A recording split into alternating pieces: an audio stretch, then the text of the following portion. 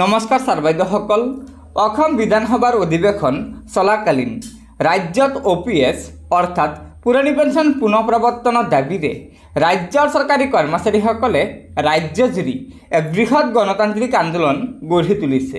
হয় ছাৰ বাইদেউসকল, বলক এটা ভিডিঅ' ক্লিপৰ জৰিয়তে আজিৰ এই গুৰুত্বপূৰ্ণ খবৰটো জানি লওঁ। তাৰ আগতে আপোনালোকক এটা অনুগ্ৰহ কৰি লগৰ বন্ধুবৰ্গক এই ভিডিঅ'টো শ্বেয়াৰ কৰি আজিৰ এই গুৰুত্বপূৰ্ণ খবৰটো জনাই দিব আৰু নতুনকৈ অহা ছাৰ বাইদেউসকলে অনুগ্ৰহ কৰি আমাৰ এই চেনেলটো ছাবস্ক্ৰাইব কৰি ল'ব। আমি সমগ্ৰ অসমৰ পৰা 2013 চনত প্ৰাদেশিকৃত অৱসৰপ্ৰাপ্ত আৰু কৰ্মৰত শিক্ষক কৰ্মচাৰীসকল ইয়াত সমবেত হৈছোঁ। 2013 চনত অসম চৰকাৰে বিদ্যালয় প্ৰাদেশিকৰণ কৰিছিল আৰু বিদ্যালয় প্ৰাদেশিকৰণ কৰোঁতে 41,658টা পদ প্ৰভিন্সিয়েলাইজ কৰা হৈছিল। কিন্তু অতি দুৰ্ভাগ্যজনক কথা যে 2013 চনত যিসকল শিক্ষক কৰ্মচাৰী পদ প্ৰাদেশিকৰণ কৰিছিল, এই প্ৰাদেশিকৃত কৰ্মচাৰীসকল অসমত NPS আইন ৰাষ্ট্ৰীয় পেঞ্চন আঁচনি প্ৰৱৰ্তন কৰাৰ আগতেই যিহেতুকে কামত যোগদান কৰিছিল, 2005 চনৰ আগতেই কৰ্মত যোগদান কৰিছিল। সেয়েহে এই শিক্ষক কৰ্মচাৰীসকলক যেতিয়া পদবোৰ প্ৰাদেশিকৰণ কৰা হৈছিল, তেওঁলোকৰ ডেট অফ যিটো জইনিং, অৰিজিনেলি বিদ্যালয়ত ডেট অফ জইনিংটোকেই চৰকাৰে কাৰ্য কৰিছিল আৰু এলটমেণ্ট অৰ্ডাৰত সেই অৰ্ডাৰটো স্বীকাৰ কৰি লোৱা হৈছিল। সেয়ে এই শিক্ষকসকলক ৰাষ্ট্ৰীয় পেঞ্চন আঁচনিৰ অধীনলৈ আনিব নালাগিছিল, এইসকলক পুৰণা পেঞ্চন আঁচনিৰ অধীনত দিব লাগিছিল।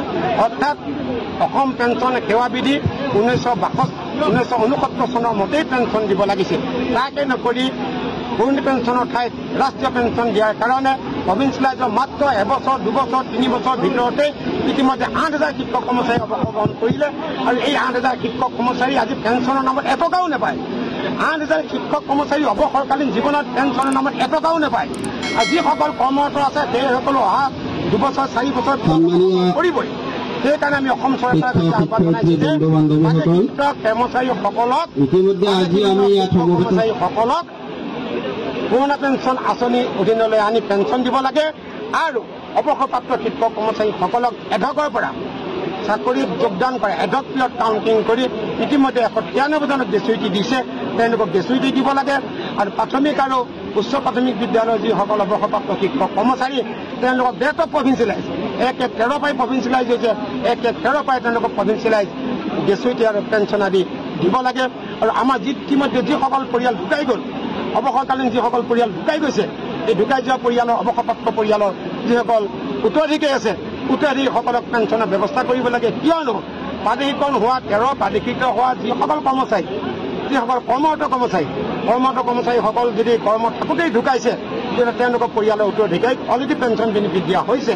সেইকাৰণে অৱসৰ গ্ৰহণৰ পিছতো যিসকল ঢুকাইছে তেওঁলোককো পেঞ্চন দিবৰ কাৰণে আজি এই চৰকাৰক আমি আজি এই আন্দোলনৰ জৰিয়তে জনাইছোঁ। আৰু আমি আন্দোলন এইকাৰণে কৰিবলগীয়া হ'ল, 6 বছৰ আমি ইয়াতে অৱস্থান ভ্ৰমণ কৰিছোঁ। চৰকাৰক বিভিন্ন ফাইলৰ জৰিয়তে, আবেদনৰ জৰিয়তে, চৰকাৰক আলোচনাৰ জৰিয়তে আবেদন নিবেদন কৰিছিলোঁ। আমাক 50% পেঞ্চন দিব লাগে, গ্ৰেচুইটি দিব লাগে, পুৰণা পেঞ্চন আঁচনিৰ অধীনত আমাক পেঞ্চন দিব লাগে।